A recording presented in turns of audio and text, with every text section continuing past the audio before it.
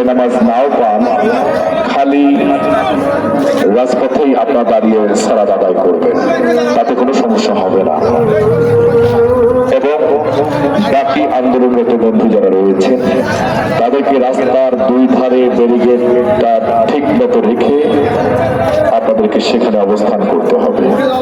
এবারেই শুরু হচ্ছে সালাতুল মাগরিবের নামাজ।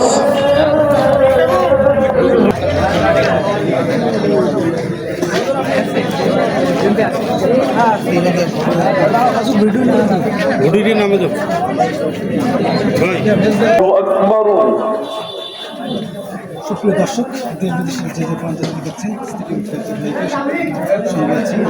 আলহামদুলিল্লাহি রাব্বিল আলামিন, সকাল 11টা থেকে আর রহমানির রহিম, বুড়িমারি থেকে মালিকি ইয়াউমিদ্দিন, বুড়িমারি এক্সপ্রেস নামে একটি আন্দোলন ইয়াকা না'বুদু ওয়া ইয়াকা নাস্তাঈন, সকাল 11টা থেকে ইহদিনাস সিরাতাল মুস্তাকিম, সিরাতাল